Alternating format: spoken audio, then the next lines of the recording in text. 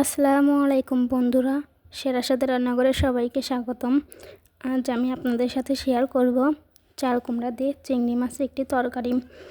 অনেকে জালি কুমড়া বা চাল কুমড়াও বলে থাকি। অল্প মশলা দিয়ে চাল কুমড়া এইভাবে রান্না করলে অনেক বেশি মজার হয়।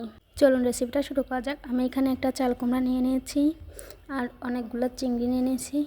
নেওয়ার পরে এখন আমি ধুয়ে রেখে দিয়েছি। আমি আগে থেকে চাল কুমড়াটা কুটে রাখছিলাম। এখন আমি ভাপ দিয়ে নেব। আপনারা চাইলে ভাপ দিয়েও নিতে পারেন, আবার ওইভাবেও রান্না করতে পারেন। তেলটা গরম হলে আমি দিয়ে দেবো পেঁয়াজ কুচি, মরিচ। এইবার ভেজে নেব। আমি এখানে চিংড়ি নিয়ে নিয়েছি। এখন আমি চিংড়িগুলা দিয়ে দেব। চিংড়িগুলা দিয়ে ভালোভাবে কষিয়ে নেব। 1 চা চামচ আদা বাটা, 1 চামচ হলুদ, মরিচের গুঁড়া, স্বাদ মতো লবণ দিয়ে সামান্য পানি অ্যাড করব যাতে মশলাটা না পুড়ে যায়। এবার মশলাটা আমি খুব ভালোভাবে কষিয়ে নেব। এখন আমি ওই চাল কুমড়াগুলা দিয়ে দিব। দেওয়ার পরে ভালো করে কষিয়ে নেব। 4 থেকে 5 মিনিট খুব ভালো করে কষিয়ে নেওয়ার জন্য এখন আমি 15 থেকে 20 মিনিট ঢেকে নেব। নেওয়ার পরে দেখুন চাল কুমড়াটা মাশাআল্লাহ সিদ্ধ হয়ে গেছে। এই তরকারিতে অনেক বেশি ঝোল থাকলে খেতে ভালো লাগে না, একটু মাখা মাখা হলে খেতে ভালো লাগে। আমি চাল কুমড়ার সাথে চিংড়ি মাছ 3 থেকে 4 মিনিট খুব ভালো করে কষিয়ে নিয়েছি।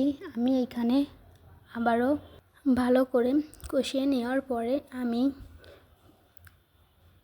পানি ব্যবহার করব। খুব ভালো করে নেড়ে চেড়ে ঢেকে দিব 15 থেকে 20 মিনিট পর্যন্ত।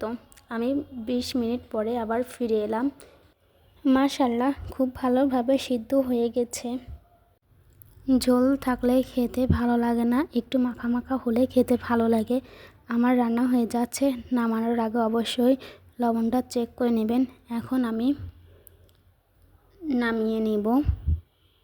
গরমের সময়ে অল্প মশলা দিয়ে এইভাবে রান্না করলে আমাদের শরীরের জন্য অনেক উপকারী। অবশ্যই বাসায় রান্না করবেন। আর আমার রান্নাটা কেমন হয়েছে কমেন্ট বক্সে অবশ্যই জানাবেন। ভালো লাগলে ভিডিওটি একটা সাবস্ক্রাইব করে দিবেন। আর কমেন্ট বক্সে কিন্তু অবশ্যই জানাবেন কেমন লাগছে। খেতে তো ভীষণ মজা হয়।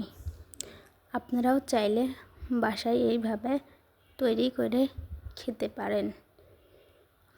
আজকে এই পর্যন্তই শেষ করছি। পরের ভিডিওতে আবার দেখা হবে ইনশাল্লাহ। আল্লাহ হাফেজ।